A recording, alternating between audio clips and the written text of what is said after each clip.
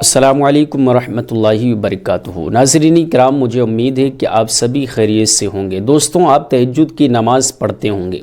اگر آپ پڑھتے ہوں گے تو آج اس طریقے سے پڑھیں جس طریقے سے میں آپ کو تہجد کی نماز پڑھنے کا طریقہ بتانے والا ہوں۔ یہ وہ طریقہ ہے جو ہمارے بزرگوں نے کیا ہے، یہ وہ طریقہ بتانے والا ہوں جو ہمارے بڑے اکابر اولیاء اللہ کرتے ہوئے آئے ہیں۔ بہت سے ایسے اللہ والے گزرے ہیں جنہوں نے تہجد کی نماز پڑھنے کا جو طریقہ اپنایا ہے وہ بے شک بڑا ہی فضیلتوں والا طریقہ ہے، بڑا ہی برکتوں والا طریقہ رہا ہے۔ اگر آپ نے تہجد کی نماز اس طریقے سے پڑھ لی جس طریقے سے میں آپ کو بتانے والا ہوں، جس طریقے سے ہمارے اسلاف، ہمارے بزرگ، ہمارے اولیاء اللہ پڑھتے رہے ہیں، اگر اس طریقے سے آپ نے تہجد کی نماز پڑھی تو انشاءاللہ تبارک و تعالی تہجد کی نماز پڑھنے سے اللہ رب العالمین آپ کی تمام پریشانیاں، تمام غم، تمام ٹینشنوں کو دور فرما دے گا۔ تہجد کی نماز دوستوں بڑی ہی فضیلتوں والی ہے، بڑی ہی برکتوں والی ہے۔ پیارے آقا صلی اللہ تعالیٰ علیہ وسلم نے ارشاد فرمایا کہ رمضان المبارک کے رمضان کے روزوں کے بعد میں اور پنجگانہ نماز کے بعد میں جو سب سے زیادہ فضیلت اور برکت والی اگر کوئی نماز ہے وہ تہجد کی نماز ہے۔ اللہ کے نبی صلی اللہ تعالیٰ علیہ وسلم نے ارشاد فرمایا کہ اللہ رب العالمین ہر رات کے آخری حصے میں پہلے آسمان پر اپنی رحمت کی نظر ڈالتا ہے اور ندا کرتا ہے، آواز دیتا ہے، کوئی مجھ سے مانگنے والا میں اسے عطا کر دوں،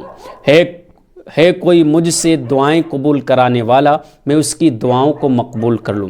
ہے کوئی روزی مانگنے والا میں اس کی روزی میں برکت دے دوں، ہے کوئی اولاد مانگنے والا میں اسے اولاد عطا فرما دوں، ہے کوئی پریشان حال میں اس کے پریشانیوں کو دور فرما دوں، ہے کوئی غموں میں مبتلا میں اس کو غموں سے دور کر دوں۔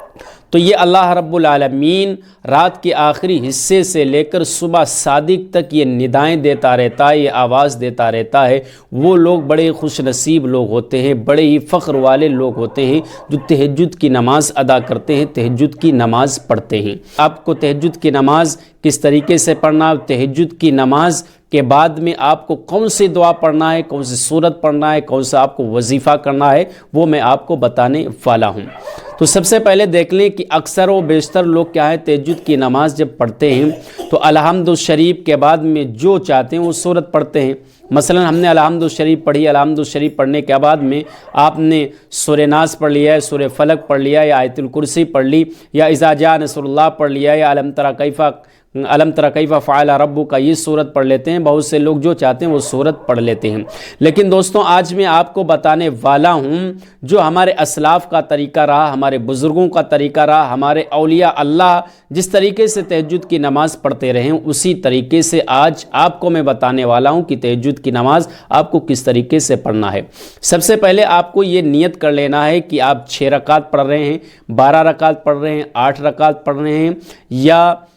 4 رکعت پڑھ رہے ہیں، وہ آپ کے اوپر ہے، آپ کتنی رکعت تہجد کی پڑھنا چاہتے ہیں۔ پیارے آقا صلی اللہ تعالیٰ علیہ وسلم کی جو سنت ہے وہ 8 سے 12 رکعت تک پیارے آقا صلی اللہ علیہ وسلم پڑھا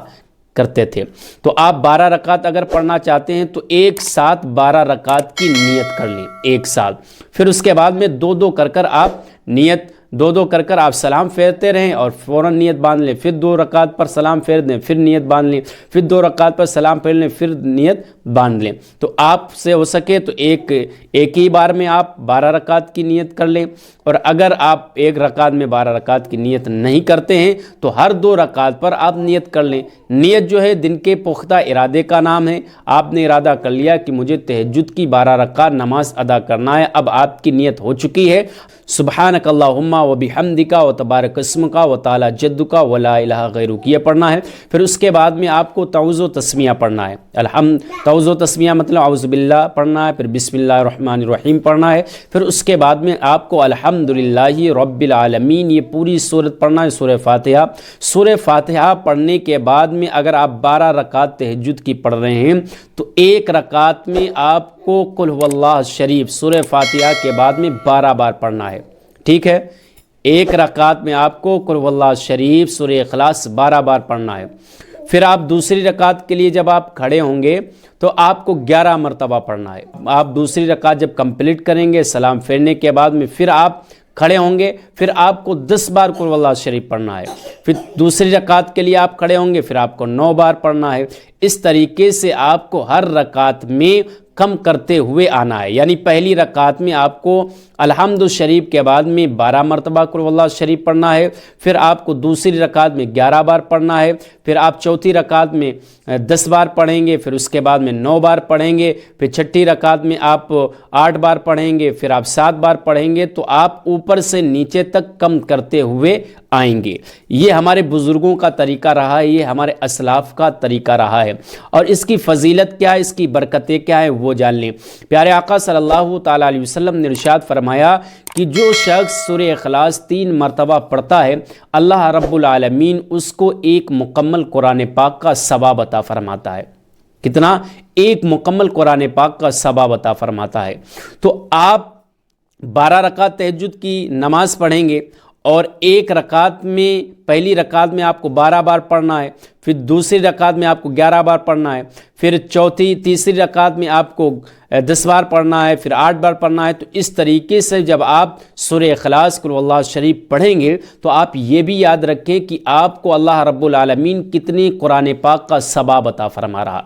قرآن پاک کا ثواب آپ کو الگ مل رہا ہے، تہجد کی نماز پڑھنے کی فضیلت الگ ہے، اور تہجد کے وقت دعا کرنے کی فضیلت الگ ہے۔ اب آپ جب 12 رکعت مکمل کر لیں، کمپلیٹ کر لیں، اس کے بعد میں آپ کو 313 مرتبہ لا الہ الا انت سبحانک انی کنت من الظالمین یہ آپ کو وظیفہ کرنا ہے۔ اس کے بعد میں آپ رب کی بارگاہ میں ہاتھ اٹھائیں، رو رو کر دعائیں کریں، گڑ گڑا کر دعا کریں، آنسو بہا کر دعا کریں، جو دعا کریں گے، جو مقصد آپ ذہن میں لے کر دعا کریں گے، مانگیں گے، انشاءاللہ تبارک و تعالی وہ آپ کی دعائیں، وہ آپ کا مقصد پورا ہوتا ہوا نظر آئے گا۔ کیونکہ تہجد کے وقت جو دعائیں کی جاتی ہیں، جو دعائیں مانگی جاتی ہیں، جس خواہش کے لیے آپ تہجد کی نماز پڑھ رہے ہو، اللہ رب العالمین اس کام میں آپ کو کامیاب بنائے گا، وہ آپ کی دعائیں مقبول فرمائے گا، وہ آپ کے معاملات بہتر بنا دے گا، گھر میں برکتیں پیدا ہو جائیں گی، کاروبار میں آپ کے برکت ہوگی، دکان میں برکت ہوگی۔ آپ کا اگر کوئی کام نہیں ہے، آپ گھر پہ رہتے ہو، آپ کے پاس کوئی نوکری نہیں ہے، کوئی جاب نہیں ہے، انشاءاللہ تبارک و تعالی اس نماز کی برکت سے اور اس نماز کے بعد دعا کرنے کی برکت سے اللہ رب العالمین آپ کو رزق عطا فرمائے گا، غیب سے آپ کی مدد فرمائے گا، اور غیب سے اللہ رب العالمین آپ کو مالا مال فرما دے گا۔ تو یہ تہجد کا وہ طریقہ تھا دوستوں جو میں نے آپ کو بتایا ہے، جو ہمارے اسلاف کا رہا، ہمارے بزرگوں کا طریقہ رہا ہے۔ ایک مرتبہ یہ طریقہ آپ اپنائیں اور اس طریقے سے تہجد کی نماز پڑھ کر دیکھیں، انشاءاللہ تبارک و تعالی آپ کو یہ تہجد کی نماز جب آپ اس طریقے سے پڑھیں گے تو آپ کو لذت بھی آئے گی، اور تہجد کی نماز پڑھتے ہوئے آپ کو اچھا بھی لگے گا، اور اللہ رب العالمین آپ کو نہ جانے کتنے قرآن پاک کا ثواب عطا فرمائے گا۔ تو مجھے امید ہے کہ آپ اس نماز کو صحیح سے سمجھ لیں گے، اچھی طریقے سے سمجھنے کی کوشش کریں گے، اور اس ویڈیو کو تمام دوست احباب تک ضرور شیئر کریں گے۔ السلام علیکم ورحمۃ اللہ وبرکاتہ۔